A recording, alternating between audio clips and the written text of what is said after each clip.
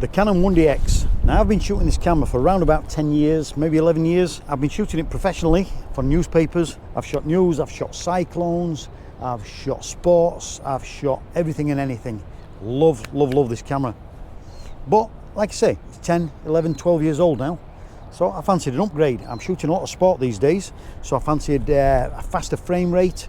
This one does, from memory, 9, 10, 11 frames a second, which is good, blisteringly fast. But these days, you know, with the new Sony body shooting 30, 40 frames a second, 60 frames a second, it's ridiculous. So I'm going to retire the 1DX. I'm going to use it as a backup body just in case. But what I've done, I've picked up a used Canon R3. Now, I agonized about this for quite a while. A lot of advice saying go with Sony, obviously, but sorry mate, I can't afford to do that. Canon R3 suits my needs. It's 25 megapixels, which for me is the sweet spot. It'll shoot up to 30 frames a second, which is incredible. Obviously with a modern autofocus, should prove to be a winning combination, hopefully. Now the difference in the two bodies, when you first pick them up, 1DX is a little bit bigger, certainly a lot heavier. The R3 feels a little bit plasticky in the hands, but it's good, it's solid. Obviously all of my lenses are for the 1DX, which are EF mount lenses, so I've got all them. I can't afford to get rid of all them, obviously, and replace them with RF lenses. So I bought myself this little adapter. It allows you to shoot EF lenses on an RF body, no loss of functionality or anything, so that's perfect. So I decided to come down to a local beach. We've got a gannet colony just behind me there, so we'll have a walk round, pop off a few shots and see if I can set up the camera to get some nice acceptable photographs of gannets doing their thing. And I reckon if I can get gannets in flight, shooting rugby, football, basketball, anything like that, anything at all, it should be a breeze. I'll set both cameras at JPEG large. White balance will be auto white balance. AF area on both cameras is single point, case 2. And that we'll give that a try. That is continue to track subjects, ignoring possible obstacles, which sounds like a bit of a plan actually. Or versatile multi-purpose setting, case 1. So I don't know. I'll probably leave it in case 2. I don't think it makes a whole lot of difference. Possibly does. AI Servo. Make sure we're just continuously focusing and popping off shots as we go along. Hopefully we get a few results. So lenses for today: the Canon 300mm f2.8 lens, and the Canon 16-35 f2.8, and that will be for more sort of wider expansive shots of the area. And I'll be shooting the 300mm wide open at f2.8 for the whole shoot, possibly vary some apertures for the wider shots up to f11 for some nice sort of detailed shots, and try and get everything in focus from front to back. Alright, let's go shooting. How spectacular is this place? Just look at that. Oh, cannot wait to get the camera in amongst that lot.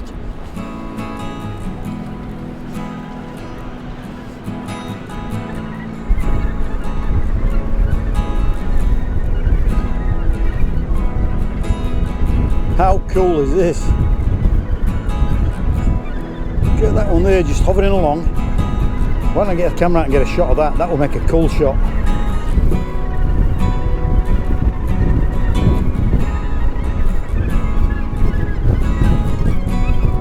Love it.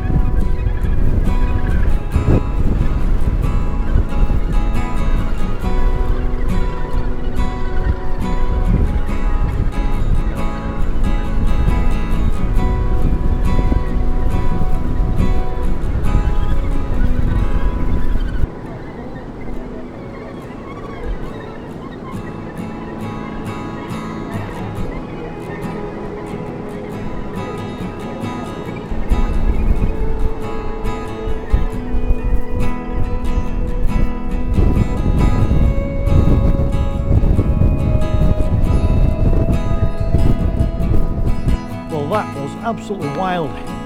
The wind was blowing a gale, the gannets were just hovering, which makes for some nice photographs, I think. I didn't shoot so much with the 1DX.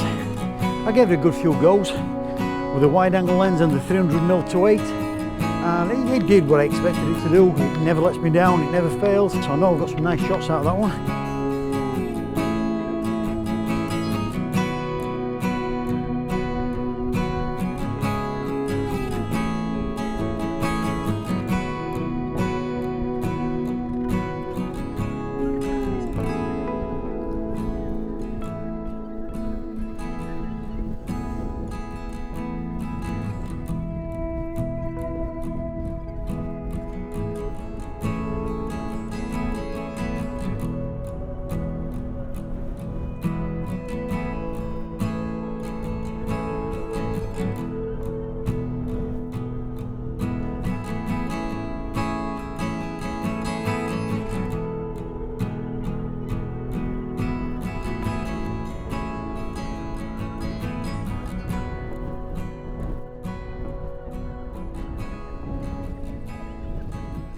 The R3, it's a little bit unusual in that I had it on silent shutter, so I'm shooting 30 frames a second. I can't feel when I'm taking the shots, so you've not got that that instant feedback that you've got a shot. But other than that, looking on the back of the camera, it's made a few nice shots. Once the autofocus locks on, it doesn't let go, and I'm hopeful of a few nice shots of that. So I use the R3 mostly, and I quite enjoyed it actually. It's quite fun to shoot. So now I've got God knows how many photographs to rattle through and see if we get a few nice acceptable pictures.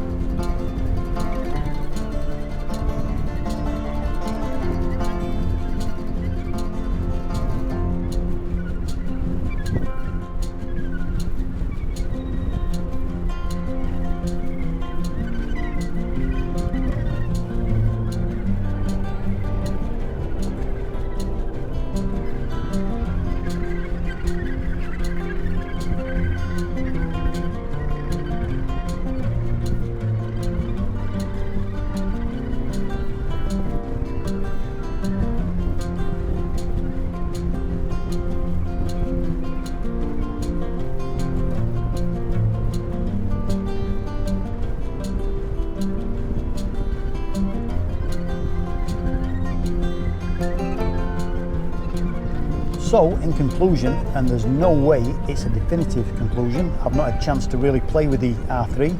I know about the 1DX, I love the 1DX, never get rid of it, it's just an absolute monster of a camera. It does what it does without flinching, it's solid, never misses a beat, and I just love this camera. But time to move on, you have to renew, update, and the R3, so much lighter, so I will get used to that. At the moment it's a little bit feels a bit off balance with the EF lenses attached to the adapter there, but I'll get used to that, and eventually I'll probably possibly start getting RF lenses to replace the EF lenses. Who knows, but we'll see. You know, whatever the EF lenses are doing what they're doing, and they're doing them well, what's the point in upgrading? The other thing I've got to get used to is the new tech inside the R3. So many variations and options for autofocus. I've not even scratched the surface. What I do know is shooting the gannets, when it acquires focus, it keeps focus. Sometimes it hunts, sometimes it didn't find focus fast enough, and I got a sequence of shots that are totally out of focus. But when it does nail focus, it is spot on, absolutely spot on. For rugby, any spotting situation, any event situation, anything like that, I think the R3 is going to come into its own. Listen, it was probably my technique that missed quite a lot of focusing. So other than that, I can't fault the R3. I'm absolutely loving it so far, and long may that continue. Thanks so much for watching, and thanks for your continued support, and all the best for 2025. And until the next episode, we'll catch you later.